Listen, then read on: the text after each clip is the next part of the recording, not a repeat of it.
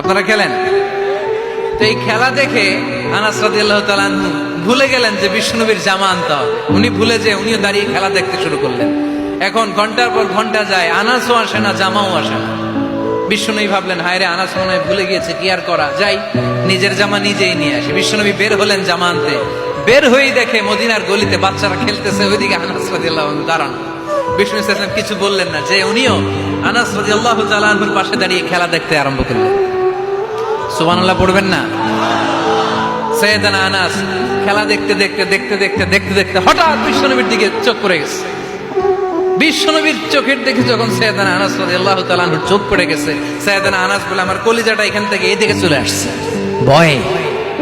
কিসে? ভয়ে। উনি বললেন, আমার গলা শুকিয়ে যেতে আরম্ভ করলো, কাঁপতে লাগলাম। হায় হায়, এখন আমার মনে পড়ছে বিশ্বনবীর জামা আনতে পাঠাইছিল, ভুলে গেছে খেলার আবেশে পড়ে। উনি বললেন, বিশ্বনবী আমারে ধমক দেন নাই, আমার গায়ে হাত তোলেন নাই, জামা আনতে পাঠাইছি, এখানে খেলা দেখতেছো এটাও বলেন নাই, বিরক্তিও প্রকাশ করেন নাই। বিশ্বনবী শুধু একটা হাসি দিয়েছেন, স্মাইল। কি দিয়েছেন? একটা মুচকি হাসি দিয়েছেন। কি হাসি?